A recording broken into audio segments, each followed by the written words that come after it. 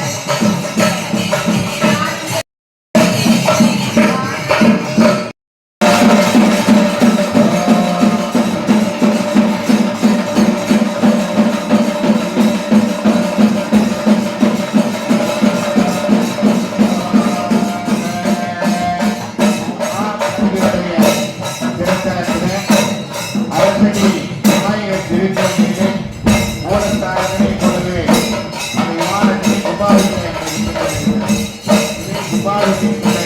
அடுத்ததாக தீபாராதனை காண்கின்ற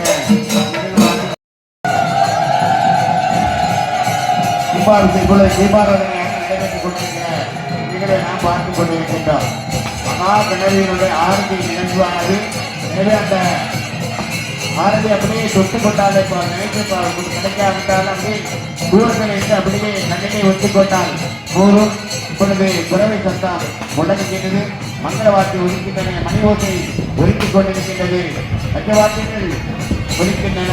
இப்படி ஆலயத்தில் முழங்கிக் கொண்டிருக்கின்றது. இப்படி அருமையான ஒரு நிகழ்வு இந்த ஸ்ரீ அரசடி விநாயகர் ஆலயத்திலே நடைபெற்றுக் கொண்டிருக்கிறது என்பதை நாம் பார்க்கிறோம். பக்தி சிரத்தையோடு பக்தர்கள் எல்லாம் வேண்டியதை வேண்டியவர்க்கு அருள்கின்ற மகா கணபதியுடைய திருத்தலத்திலே ஊழியிருக்கின்றார்கள், குழுமியிருக்கின்றார்கள். ஓம் கம் கணபதியே நமக என்று சொல்லிக் கொண்டிருக்கின்றார்கள். வேத மந்திரங்கள் எல்லாம் முழங்கிக் கொண்டிருக்கின்றன. பார்க்கும் இடங்கள் வைக்கும். அதே மாதிரி எல்லா இடத்திலும் இறைவன் நிறைந்திருந்தாலும் அவனுடைய ஆணாய் பெண்ணா அரியாய் பல்மா எல்லா நிலைகளும் இறைவனுடைய வடிவங்கள். எனவே கல்லாய் கூட மனிதராய் கணங்களாய் எல்லா பிறவியும் வைத்திழைத்தே நெம்பெருமான் சொல்லும் எல்லா பிறவிகளுக்கு மேலான பிறவியை நமக்கு அளித்து இறைவனை வணங்கி வாழ்த்த நமக்கு தந்திருக்கிறார். எனவே கற்றதனால் ஆயவன் நன்கோல் வாழறிவன் அற்றால் தொழார் என்று சொன்னார் வள்ளுவ பெருமான். எனவே படித்ததனால பிரயோஜனம் இல்லை, அந்த இறைவனை வழிபட வேண்டும் என்று அந்த கடவுள் வாழ்த்திலே சொல்லுகின்றார். அப்படி லட்சுமணனுடைய திருத்தலத்திலே அதாவது துர்க்கையினுடைய திருத்தலத்தில் இப்பொழுது கும்பாபிஷேகம் நடத்தேறி வருகின்ற நிகழ்வை நாம் பார்த்து கொண்டிருக்கின்றோம். இப்பொழுது பூஜைகள் நடைபெற்றுக் கொண்டிருக்கிறது. இந்த பூஜை புரஸ்காரங்களை எல்லாம் அவைகள் வேத மந்திரங்களை எல்லாம் சொல்லிக் கொண்டே இருக்கின்ற நிகழ்வை பார்க்கிறோம். 10 கோடிகள் எல்லாம் கை தொழுத வண்ணமாக அவளையே சரணித்த வண்ணமாக இருக்கிறார்கள். அம்மா தேடி உன்னை சரணித்தேன் தேசமுத்து மாரியம்மா உன்னை வேண்டுகிறார் பாரதி. அப்படி கேட்டதனை நீக்கிடுவாய், கேட்ட வரமெல்லாம் தருவாய் என்று பாடியர் பாடுகின்ற வகையிலே அந்த லட்சுமி 16 செல்வங்களை எல்லாம் தருகின்றவளாக இருக்கின்றாள். 16 செல்வங்களை எல்லாம் தருகின்ற தேவியினுடைய திருத்தலத்தில் இப்பொழுது கும்பாபிஷேகம் நிகழ்ந்த வண்ணமாக இருக்கிற நிகழ்வை நாம் பார்த்துக் கொண்டிருக்கின்றோம். வாராதி தேவர்கள் எல்லாம் தேவாதி தேவர்கள் எல்லாம் திரண்டிருக்க ஸ்ரீ அரசடி விநாயகர் பெருமாளுடைய திருத்தலத்திலே கும்பாபிஷேகம் அதாவது துர்காதேவியுடைய திருத்தலத்திலே பொழுது கும்பாபிஷேகம் நடைபெறி வருகிற நிகழ்வை நாம் பார்த்து கொண்டிருக்கின்றோம். எங்கெந்த நோக்கிலும் பக்தர்களுடைய கூட்டம் அந்த மாடியில் இருந்து கொண்டு அது தேவியாருடைய தரிசனத்தை எல்லாம் பார்த்த வண்ணமாக இருந்து கொண்டிருக்கிற நிகழ்வை நாம் பார்த்து கொண்டிருக்கின்றோம். இப்பொழுது ஓம் சக்தி ஓம் சக்தி ஓம் சக்தி ஓம் சக்தி ஓம் சக்தி மங்கள ரூபணி மதியடி சூரியனி என்று சொல்லி எல்லோரும் தேவி வழிபட்டுக் கொண்டிருக்கின்றார்கள். லட்சுமியே ஓம் சக்தி ஓ லட்சுமி நமக ஓம் லட்சுமி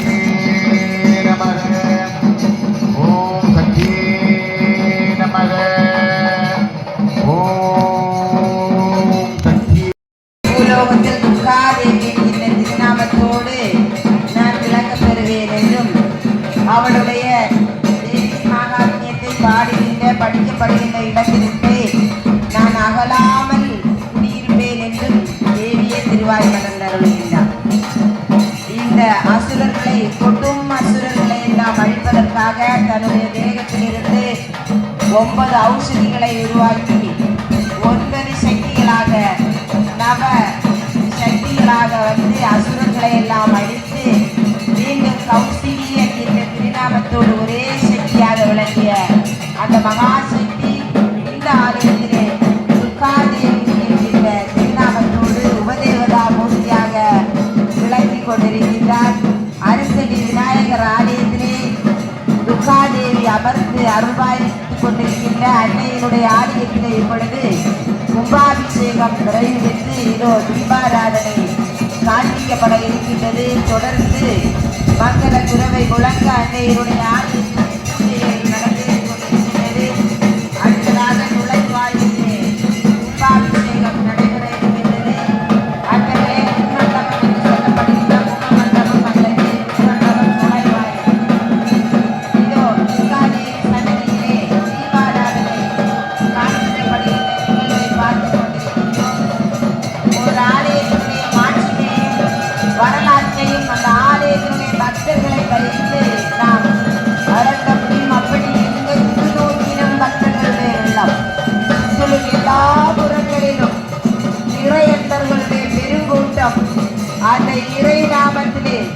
வாயு பகவான் அவர்களை எல்லாம் சென்றதாக வந்து தாளாட்டுகின்ற காட்சி அற்புதமாக இருக்கின்றது.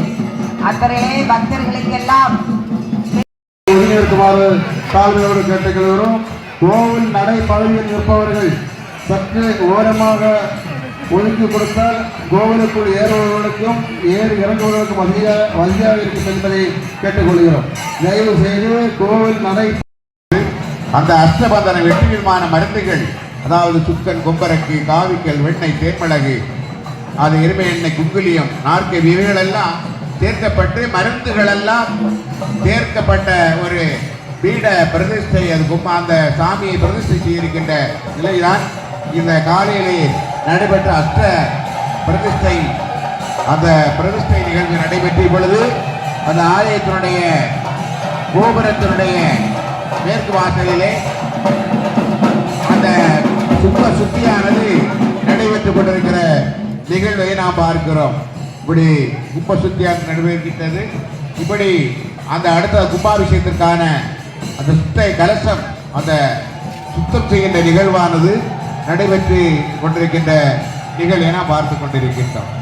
இப்படி வெளிநாட்டு நம்முடைய ஆலயத்தில் கோபுரங்கள் எல்லாம் முக்கியமாக அமைத்திருக்கிறது என்று சொல்லுகின்ற போது அந்த கோபுர தரிசனம் கோடி புண்ணியம் என்று சொல்லுகின்ற வகையிலே முதலில் கோபுரத்தை மற்ற எல்லா வேளையிலும் நமக்கு வர முடியாது.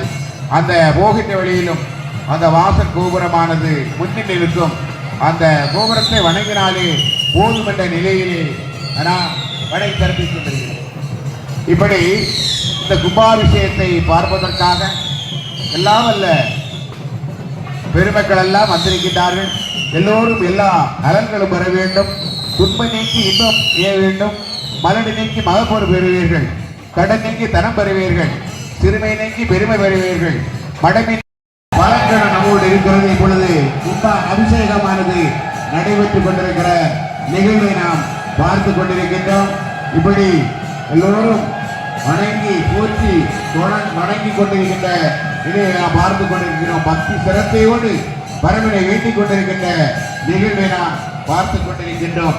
இப்படி அருமையான நிகழ்வு, ஆனந்தமான நிகழ்வு, காணற்கரிய நிகழ்வு நம்முடைய குருக்கரை அரசடி விநாயகர் பெருமானுடைய சன்னதியிலே நடைபெற்று சிறப்பித்துக் கொண்டிருக்கிறதை பார்க்கின்ற போது எல்லாம் மெய் செலுக்கின்றது, உள்ள மகிழ்கின்றது, உள்ள மோய்.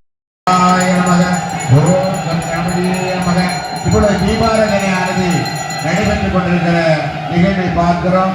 இறைவன் ஒளிவடிவமாக இருக்கிறான்.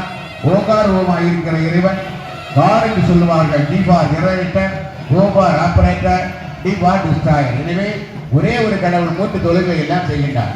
அவன் படைக்கின்ற போது அவன் பிரம்மா என்று சொல்லப்படுகின்றார். அவன் காக்கின்ற போது விஷ்ணு என்று சொல்லப்படுகிறார். அவன் அழிக்கின்ற போது ருத்ரன் என்று சொல்லப்படுகிறார். இப்படி காடன் சொல்லுகின்றவன்